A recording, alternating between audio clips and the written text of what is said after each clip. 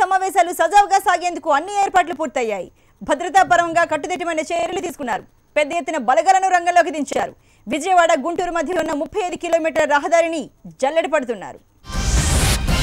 Budget సమావేశాలను ఎన్ని రోజులు నిర్వహించాలన్న దానిపై ఏపీబీఎస్సీ డిసైడ్ చేయనుంది.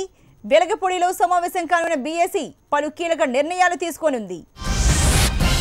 అసెంబ్లీ సమావేశాలు జరిగినన్ని రోజులు అమరావతిలో ఉండేందుకు ప్రతిపక్ష నేత జగన్ కు ప్రభుత్వం అన్ని ఏర్పాట్లు చేసింది. విజయవాడలోని ఆర్ఎన్బి గెస్ట్ హౌస్ ను జగన్ కు కేటాయించారు. ఎమ్మెల్యేల కోసం పలు స్టార్ హోటళ్లలో రూమ్లను బుక్ చేశారు. వైసీపీ ఎమ్మెల్యే రోజాపై టీడీపీ ఎమ్మెల్యే అనిత ఫిర్యాదు చేయడంతో సస్పెన్షన్ కొనసాగింపుపై సభా హక్కుల కమిటీ నిర్ణయం తీసుకోనుంది. గవర్నర్ ప్రసంగానికి కూడా రోజాను అనుమతించే అవకాశం కనిపించడం లేదు. సభలో రోజా క్షమాపణలు చెబితే సస్పెన్షన్ ఎత్తివేసే అవకాశాలు ఉన్నాయంటున్నారు. రాజ్భవన్ ఆవరణలో కొత్తగా నిర్మించిన 150 స్టాఫ్ క్వార్టర్లను గవర్నర్ నరసింహన్ సీఎం కేసీఆర్ ప్రారంభించారు. గవర్నర్ దంపతులు పూజా కార్యక్రమాలు నిర్వహించారు. ఏడాదిలోని సకల హంగులతో రాజ్భవన్ స్టాఫ్ క్వార్టర్లు సిద్ధం చేశారు. 5 దశాబ్దాల క్రితం నిర్మితమై శిథిలావస్థలో ఉన్న వాటిని తెలంగాణ ప్రభుత్వం ప్రత్యేక శ్రద్ధతో పునర్నిర్మించింది. స్టాఫ్ క్వార్టర్లతో పాటు పాఠశాల భవనం, పోలీస్ బ్యారెక్, సమావేశ మందిర నిర్మాణాలు అద్భుతంగా రూపుదిద్దుకున్నాయి. సీఎం కేసీఆర్ ఆదేశాలతో ఏడాది కాలంలోనే వీటిని నిర్మించారు. టీడీపీ ప్రభుత్వం తనను అసెంబ్లీకి రానియకుండా కుట్ర పన్నుతోందని ఆరోపించారు వైసీపీ ఎమ్మెల్యే జగన్.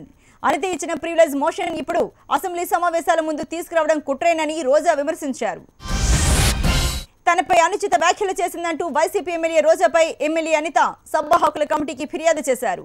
రోజాపై సస్పెన్షన్ కొనసాగించాలని అనిత కోరుతున్నారు. టీడీపీ బీజేపీ ఎమ్మెల్సీ అభ్యర్థి మాధవ్కు మద్దతుగా విశాఖ ఆర్కిబీచ్ లో కేంద్ర మంత్రి వెంకయ్యనాయుడు ఎన్నికల ప్రచారం నిర్వహించారు. మోడీ, చంద్రబాబు నాయకత్వంపై ప్రజలకు విశ్వాసం ఉందన్న ఆయన అభివృద్ధికి ఓటు వేయాలని పిలుపునిచ్చారు. తన ఆస్తుల జప్తుపై జగన్మోహన్ రెడ్డి వివరణ ఇవ్వాలని మంత్రి దేవినేని ఉమా డిమాండ్ చేశారు. 43,000 కోట్ల రూపాయల అక్రమాస్తులను ఈడీ ఎందుకు జప్తు చేసిందో చెప్పాలన్నారు. ప్రతిపక్ష నేత జగన్ పై అనుచిత వ్యాఖ్యలు చేసిన తాడిపత్రి ఎమ్మెల్యే జేసీ ప్రభాకర్ రెడ్డిపై కేసు నమోదు చేయాలని వైసీపీ నేతలు డిమాండ్ చేశారు. అనంతపురంలోని జేసీ ట్రావెల్స్ కార్యాలయం ఎదుట వైసీపీ ఆందోళన నిర్వహించింది. ముఖ్యమంత్రి చంద్రబాబు నాయుడు తనకు ఏం సాయం చేశారో ప్రతిపక్ష నేత వైఎస్ జగన్మోహన్ రెడ్డి చెప్పాలన్నారు తాడిపత్రి ఎమ్మెల్యే జేసీ ప్రభాకర్ రెడ్డి. దివాకర్ ట్రావెల్స్ బస్సు ప్రమాదంపై ఏ విచారణకైనా సిద్ధమన్నారు. రోజాను చూస్తుంటే చంద్రబాబుకి భయమేస్తుందన్నారు బాలినేని శ్రీనివాసరెడ్డి. అందుకే ఆమెను అసెంబ్లీలోకి రానివ్వకుండా చేయడానికి రాజకీయాలు చేస్తున్నారని ఆరోపించారు. బస్సు బాధితులకు న్యాయం చేయడం అని జగన్ను జేసీ ప్రభాకర్ రెడ్డి విమర్శించడం తగదన్నారు. రాబోయే రోజుల్లో జేసీ సోదరుల్ని ప్రజలు తరిమికొట్టే రోజు వస్తుందని అన్నారు. ఎమ్మెల్యే పదవికి జగన్ రాజీనామా చేసి పులివెందులలో మళ్లీ గెలిస్తే రాజకీయ సన్యాసం చేస్తానని శాసనమండలి డిప్యూటీ చైర్మన్ సతీష్ రెడ్డి సవాల్ విసిరారు. 16 నెలలు జైల్లో ఉన్న జగన్ బరి తెగింపు తగ్గలేదని, ఇష్టానుసారంగా మాట్లాడుతున్నారని దేవినేని ఉమా మండిపడ్డారు. జలయజ్ఞం పేరుతో వైఎస్ ప్రభుత్వం 55,000 కోట్లు దుర్వినియోగం చేస్తే చంద్రబాబు హయాంలో పులివెందులకు నీళ్లిచ్చామన్నారు. ఉపాధ్యాయ ఎమ్మెల్సీ ఎన్నికల ప్రచారం ఊపందుకుంది. టీఆర్ఎస్ ఎమ్మెల్సీ అభ్యర్థిగా జనార్దన్ రెడ్డిని ఎంపిక చేసింది సర్కార్. కేసీఆర్ సూచించిన అభ్యర్థిని భారీ మెజార్టీతో గెలిపించుకోవాలని ఉపాధ్యాయులకు నాయని పిలుపునిచ్చారు. ఎమ్మెల్యేల కోటాలో 3 స్థానాలకు, స్థానిక సంస్థల కోటాలో 1 ఎమ్మెల్సీ స్థానానికి టీఆర్ఎస్ అభ్యర్థులను ప్రకటించింది. ఎమ్మెల్యే కోటాలో గంగాధర్ గౌడ్, ఇలిమినేటి కృష్ణారెడ్డి, మైనపల్లి హనుమంతరావులను ఎంపిక చేశారు. గవర్నర్ కోటాలో డి రాజేశ్వరరావు, షారుఖ్ హుస్సేన్ కు అవకాశం ఇవ్వనున్నారు. టీడీపీ ఎమ్మెల్యే కోట ఎమ్మెల్సీ అభ్యర్థుల ఎంపికపై కసరత్తు కొనసాగుతోంది. ఇప్పటికే లోకేష్ ను ఎంపిక చేయగా మిగతా 6 స్థానాలకు పోటీ తీవ్రంగా ఉంది. కర్నూలులో మంత్రి అచ్చెన్నాయుడు ఎమ్మెల్సీ ఎన్నికల ప్రచారం నిర్వహించారు. నిరుద్యోగ భృతి కోసం ఈ ఏడాది నుంచి బడ్జెట్లో నిధులు కేటాయిస్తున్నట్లు తెలిపారు. ప్రతిపక్ష నేత వైఎస్ జగన్మోహన్ రెడ్డిపై అనుచిత వ్యాఖ్యలు చేసిన జేసీ ప్రభాకర్ రెడ్డిపై అంబటి రాంబాబు తీవ్ర ఆగ్రహం వ్యక్తం చేశారు. నోటికి వచ్చినట్టు మాట్లాడితే ప్రజలే బుద్ధి చెబుతారని హెచ్చరించారు. తూర్పుగోదావరి జిల్లా రామచంద్రాపురంలో పలువురు వైసీపీ కార్యకర్తలు తెలుగుదేశం పార్టీలో చేరారు. ఎమ్మెల్యే తోట త్రిమూర్తులు కండువాలు కాపి పార్టీలోకి ఆహ్వానించారు. నెల్లూరు జిల్లా ఎమ్మెల్సీ ఎన్నికల్లో ఆర్థికంగా బలమైన అభ్యర్థులు రంగంలో ఉండటంతో ఓటుకు నోటు సూత్రాన్ని అవలంబిస్తున్నారు. ప్రాథమిక సమాచారం ప్రకారం ఒక్కో ఎంపీటీసీకి 3 లక్షలు, జెడ్పీటీసీకి 5 లక్షలు ఫిక్స్డ్ రేట్ నిర్ణయించినట్లు తెలుస్తోంది. శాసనమండలి డిప్యూటీ చైర్మన్ నేతి విద్యాసాగర్ రావును సిట్ ప్రశ్నించింది. నయీం కేసులో ఓ వ్యాపారి ఫిర్యాదుపై విచారణ జరిపారు. తనకు నయీంతో సంబంధాలు లేవని నేతి విద్యాసాగర్ స్పష్టం చేశారు. తెలంగాణ శాసనసభ వెబ్సైట్ ను రేపు స్పీకర్ మధుసూదనాచారి ప్రారంభించనున్నారు. తెలుగు, ఉర్దూ భాషల్లో ఈ వెబ్సైట్ రూపొందించారు. ప్రస్తుతం ఇంగ్లీష్ వెర్షన్లో మాత్రమే వెబ్సైట్ పనిచేస్తోంది. నష్టాల బాటలో నడుస్తున్న తెలంగాణ ఆర్టీసీకి రాష్ట్ర బడ్జెట్ 1000 కోట్ల రూపాయలు కేటాయించాలని అధికారులు ప్రతిపాదించారు. హైదరాబాద్ జూబ్లీ హిల్స్ లో నిర్మిస్తున్న కొత్త ఇంటిని ఏపీ ముఖ్యమంత్రి నారా చంద్రబాబు నాయుడు పరిశీలించారు. కుటుంబ సభ్యులతో కలిసి నూతన గృహాన్ని వీక్షించారు. ఎన్టీఆర్ బయోపిక్ లో బాలయ్య అన్ని నిజాలే చెబుతాడని తాను భావిస్తున్నట్లు పురంధరేశ్వరి అన్నారు. ఏది దాయకుండా అన్ని సినిమాలో చూపించాలని అన్నారు.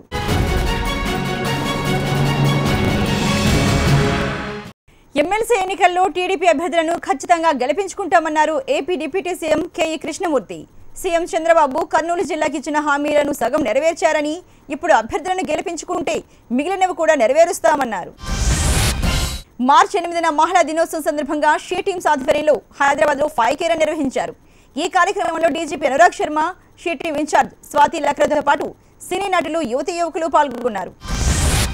షీ టీమ్స్ చేపడుతున్న కార్యక్రమాలు అభినందనీయమని సినీ నటి అక్కినేని అమల అన్నారు. షీ టీమ్స్ రన్ లో పాల్గొనడం ఆనందంగా ఉందన్న సినీ నటి తాప్సీ, హైదరాబాద్లో మహిళల భద్రత కోసం షీ టీమ్స్ చేస్తున్న కృషి బాగుందని కొనియాడారు. మహిళల భద్రతకు తెలంగాణ ప్రభుత్వం అధిక ప్రాధాన్యత ఇస్తోందని అడిషనల్ కమిషనర్ స్వాతి లక్రా అన్నారు. నేరరహిత హైదరాబాదే లక్ష్యంగా ముందుకు వెళుతున్నట్లు తెలిపారు. మెదక్ జిల్లా ఇస్నాపూర్లో జిల్లా సహకార బ్యాంకును మంత్రి హరీష్ రావు ప్రారంభించారు. డీసీసీబీల ద్వారా అతి తక్కువ వడ్డీ రేటుకే రైతులకు రుణాలు అందిస్తామన్నారు. మహిళల భద్రతకు సీఎం కేసీఆర్ ప్రాధాన్యతనిస్తున్నారని డిప్యూటీ స్పీకర్ పద్మా దేవేందర్ రెడ్డి అన్నారు. కరీంనగర్ కలెక్టర్ ఆడిటోరియంలో నిర్వహించిన అంతర్జాతీయ మహిళా దినోత్సవ కార్యక్రమంలో ఆమె పాల్గొన్నారు. గ్రూప్ 2లో మార్కుల మెరిట్ ఆధారంగానే ఉద్యోగాలు ఇవ్వనున్నామని, ఎటువంటి ఇంటర్వ్యూలు ఉండవని ఏపీపీఎస్సీ చైర్మన్ ఉదయ్ భాస్కర్ వెల్లడించారు.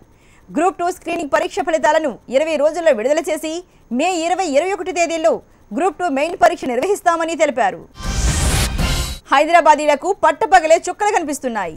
మళ్లీ ఏటీఎంస్ లో నో క్యాష్ బోర్డులు దర్శనమిస్తుండటంతో డబ్బులు లేక లబోదిబోమంటున్నారు. నవ్యాంధ్ర రాజధాని బెజవాడలో నూతన వంతెన నిర్మాణానికి ప్రభుత్వం పచ్చజెండా ఊపింది. ట్రాఫిక్ వల్ల వచ్చే ఇబ్బందులను అధిగమించడానికి 147 కోట్లతో ఫ్లైఓవర్లను నిర్మించనున్నారు. హైదరాబాద్లోని నాంపల్లి మార్గదర్శి భవన్లో all India association of chit fund general body meeting జరిగింది.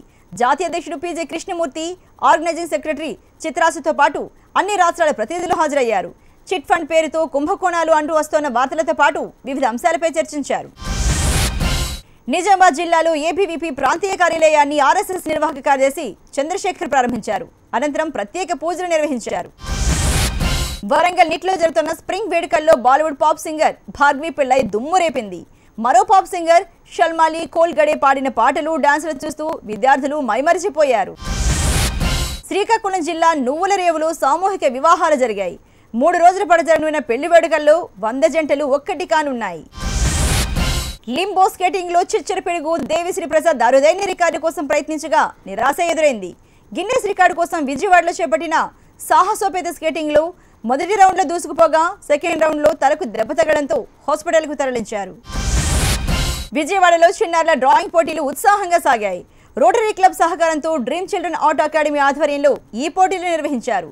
5,000 మంది విద్యార్థులు పాల్గొన్నారు. శ్రీ అమ్మ భగవాన్ సేవా సంస్థ ఆధ్వర్యంలో స్వచ్ఛ హైదరాబాద్ కు మద్దతుగా ర్యాలీ నిర్వహించారు. అంబేద్కర్ కాలేజ్ నుంచి సుందరయ్య పార్క్ వరకు ర్యాలీ కొనసాగింది.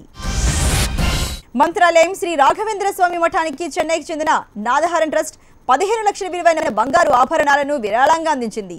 అలాగే గ్రామ దేవత మాంచాలమ్మకు కూడా 1 లక్ష విలువైన ఆభరణాలను విరాళంగా అందజేశారు. ప్రముఖ పుణ్యక్షేత్రం యాదగిరిగుట్టలో బ్రహ్మోత్సవాలు ఘనంగా జరుగుతున్నాయి. ఈ రోజు జగన్మోహిని అవతారంలో యాదగిరీశుడు మాధవీడిలో ఊరేగుతూ భక్తులకు దర్శనమిచ్చాడు. తిరుపతి పేరూరు బండ వకులమాత ఆలయ పునర్నిర్మాణానికి భూమి పూజ జరిగింది. ఈ కార్యక్రమంలో పరిపూర్ణానందతో పాటు పలువురు పీఠాధిపతులు, ధర్మాచార్యులు, సాధు సంతులు పాల్గొన్నారు. శిథిలావస్థలో ఉన్న ఆలయాల సంరక్షణకు ప్రభుత్వం కృషి చేస్తుందని మంత్రి మాణిక్యాలరావు తెలిపారు. వకులామాత భూమి పూజ కార్యక్రమాన్ని పాతకాల్వ గ్రామస్తులు అడ్డుకున్నారు. ఆలయ నిర్మాణానికి తాము వ్యతిరేకం కాదని, తమకు ఉపాధి చూపాలని ఎమ్మెల్యే చెవిరెడ్డితో వాగ్వాదానికి దిగారు. గ్రామాన్ని దత్తత తీసుకుంటానని పరిపూర్ణానంద స్వామి హామీ ఇవ్వడంతో గ్రామస్తులు శాంతించారు. రాజమండ్రి పుష్కర ఘాట్లో శ్రీ వీరభద్రస్వామి 60వ మహాసంబరం కోలాహలంగా జరిగింది. వేలాది మంది భక్తులు ఊరేగింపులో పాల్గొన్నారు. తెలుగు సంవత్సరాది ఉగాదిపై మళ్లీ వివాదం తలెత్తింది. పంచాంగ పండితుల మధ్య భేదాభిప్రాయాలు సామాన్యుల్లో గందరగోళానికి దారితీస్తోంది. కొందరు 28న జరుపుకోవాలంటుంటే మరికొందరు 29నే ఉగాది అంటున్నారు.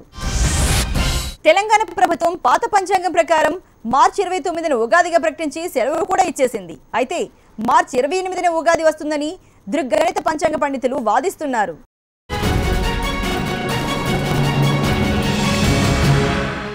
ఉగాది ఎప్పుడు అన్న సందిగ్ధతపై యాదాద్రిలో దృగ్గణిత పంచాంగకర్తల సమాఖ్య సమావేశంలో ఉగాదిని మార్చి 28నే ప్రకటించాలని తెలంగాణ ప్రభుత్వాన్ని కోరారు. కంచిపేటం కూడా మార్చి 28నే ఉగాది జరుపుకోవాలని ప్రకటించింది.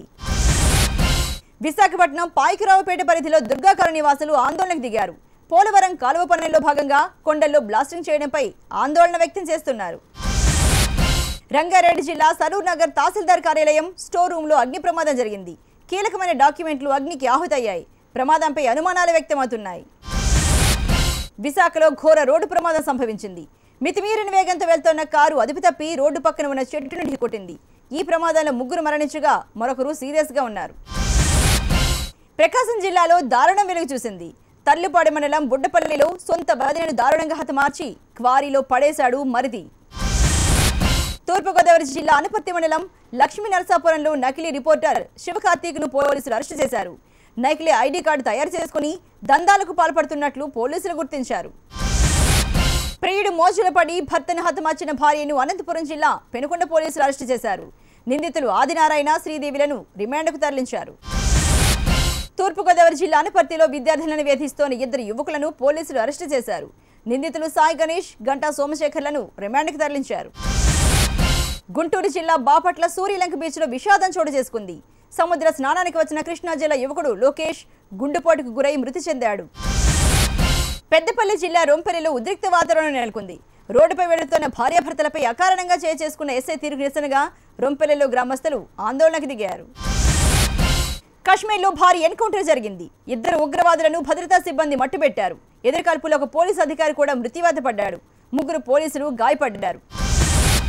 బుర్హాన్వని సొంతూరు ట్రాల్లోని ఓ భవనంలో 2 హిజ్బుల్ ముజాహిదీన్ ఉగ్రవాదులు తలదాచుకున్నారన్న సమాచారంతో పోలీసులు కాల్పులు జరిపారు. 15 గంటల పాటు ఇరు వర్గాల మధ్య హోరాహోరీ కాల్పులు జరిగాయి. ఉగ్రవాదులు గ్రెనేడ్లు విసిరి కాల్పులు ప్రారంభించారు. దీంతో భద్రతా సిబ్బంది ధీటుగా స్పందించి వారిని మట్టుబెట్టారు. ట్రాల్ ప్రాంతాన్ని ఆర్మీ, సిఆర్పీఎఫ్తో కలిసి పోలీసులు ఆ ప్రాంతాన్ని తమ అధీనంలోకి తీసుకున్నారు. పచ్చటి కాపురంలో రాజకీయ చిచ్చు రగిలింది. దివంగత మాజీ ముఖ్యమంత్రి జయలలిత సోదరుడి కుమార్తె దీప, ఆమె భర్త మాధవన్ల మధ్య మనస్పర్ధలు చోటు చేసుకున్నాయి. యూపీలో తుది దశ ప్రచారం హోరెత్తింది. వారణాసిలో ప్రధాని మోడీ రోడ్ షో నిర్వహించారు. బీజేపీ కార్యకర్తలు ఆయనకు ఘన స్వాగతం పలికారు. అడుగడుగునా నీరాజనం పలికారు. ఆర్ఎస్ఎస్ అధిపతి మోహన్ భగవత్ డాక్టరేట్ అందుకోనున్నారు. ఆవుల మూత్రం, పేడ చాలా విలువైనవని నిరూపించినందుకు నాగ్పూర్ పశు మత్స్య శాస్త్రాల విశ్వవిద్యాలయం ఈ నెల 9న పట్టా ఇవ్వబోతోంది. తమిళనాడులో పెట్రోల్, డీజిల్ ధరలు పెరిగాయి. పెట్రోల్పై 4 రూపాయలు, డీజిల్పై దాదాపు 2 రూపాయలు వ్యాట్ పెంచుతూ రాష్ట్ర ప్రభుత్వం నిర్ణయం తీసుకుంది. సర్కార్ నిర్ణయంపై తీవ్ర వ్యతిరేకత వ్యక్తమవుతోంది. ఆర్బీఐ గవర్నర్ ఉర్జిత్ పటేల్కు బెదిరింపు ఈమెయిల్ వచ్చింది. ఆర్బీఐ గవర్నర్ విధుల నుంచి తప్పుకోకపోతే చంపేస్తానంటూ ఓ ఆగంతకుడు ఉర్జిత్ పటేల్కు మెయిల్ చేశాడు. ముంబై సైబర్ క్రైమ్ పోలీసులు దర్యాప్తు చేస్తున్నారు. గ్యాంగ్ రేప్ కేసులో పరారీలో ఉన్న యూపీ మంత్రి ప్రజాపతి కోసం పోలీసులు గాలిస్తుండగా తాజాగా బీఎస్పీ నాయకుడు బద్మీ సిద్దికీపై కూడా ఇలాంటి కేసు నమోదైంది. సిద్దికీతో పాటు 6 సామూహిక లైంగిక దాడికి పాల్పడినట్లు మహిళ ఫిర్యాదు చేసింది. జమ్మూ కాశ్మీర్ షోపూర్లోని ఆర్మీ క్యాంపు దగ్గర బాంబు పేలింది. ఈ ఘటనలో 3 స్థానికులు తీవ్రంగా గాయపడ్డారు. ఆర్మీ టార్గెట్ గానే బాంబు పేలుడు జరిగినట్లు తెలుస్తోంది. ముంబై సెంట్రల్ స్టేషన్లో RPF constable Dalveer Singh service రివాల్వర్తో కాల్చుకుని ఆత్మహత్య చేసుకున్నాడు. ఎస్కార్ట్ డ్యూటీ నిమిత్తం గుజరాత్ మెయిల్కు దల్వీర్ సింగ్ వెళ్లేందుకు సిద్ధమై అంతలోనే ఈ అఘాత్యానికి పాల్పడ్డాడు. రెండో పెళ్లి చేసుకుంటున్న భర్తను భార్య చితకబాదింది. లూథియానాలో రెండో పెళ్లికి సిద్ధమైన భర్తను రోడ్డుపైనే చితక్కొట్టింది. అమెరికాలో జాత్యహంకారం బుసర కొడుతూనే ఉంది. భారతీయులపై దాడులు జరుగుతూనే ఉన్నాయి. మొన్న తెలుగు యువకుడు కూచిపుట్ల శ్రీనివాస్, నిన్న హర్నిష్ పటేల్, తాజాగా ఓ సిక్కు వ్యక్తిపై కాల్పులు జరిగాయి. కెంట్ సిటీలో ఉంటున్న సిక్కు వ్యక్తి ఇంటి బయట తన వాహనాన్ని శుభ్రం చేస్తుండగా ఓ గుర్తు తెలియని వ్యక్తి అతని దగ్గరికి వచ్చాడు. ఇద్దరి మధ్య వాగ్వాదం జరిగి తర్వాత అతను షూట్ చేశాడు.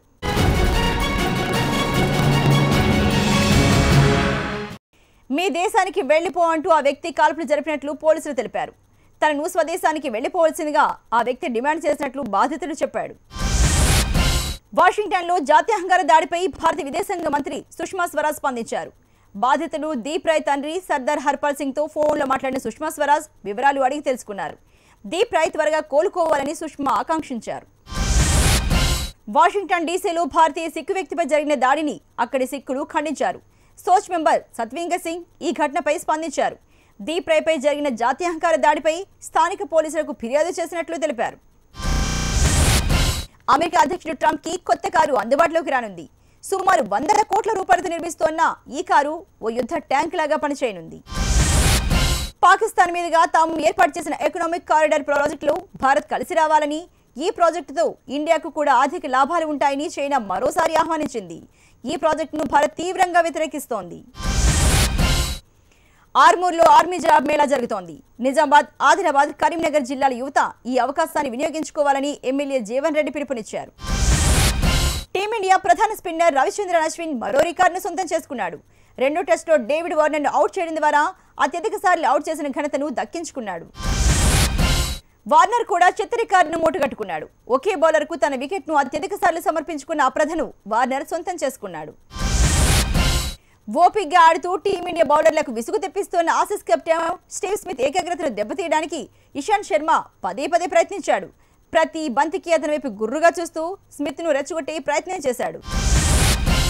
ఇలా వింతగా మొహం పెట్టి స్మిత్ను అనుకరించాడు ఇషాంత్. ఇది స్మిత్కు ఆగ్రహం తెప్పించగా వెనకాలే ఉన్న కెప్టెన్ కోహ్లీ కూడా ఇషాంత్ను చూసి నవ్వుకున్నాడు. ఇప్పుడు ఈ ఫోటో నెట్లో వైరల్ అయింది. క్రికెట్ ఆస్ట్రేలియా వెబ్సైట్ కూడా ఈ ఫోటోను తమ ట్విట్టర్లో పోస్ట్ చేసింది. ఒలింపిక్ పతక విజేత రెజ్లర్ సాక్షి మలిక్ హర్యానా ప్రభుత్వంపై సంచలన ఆరోపణలు చేశారు. ఒలింపిక్స్లో పతకం సాధించిన తర్వాత ప్రభుత్వం ఇచ్చిన ప్రకటనలు అమలు కాలేదని ఆమె ట్వీట్ చేశారు. సాక్షి మలిక్ ట్వీట్పై హర్యానా మంత్రి అనిల్ విజ్ స్పందించారు. ప్రభుత్వం నుంచి ఆమె 2.5 కోట్ల చెక్ తీసుకున్నారని అనిల్ విజ్ వెల్లడించారు.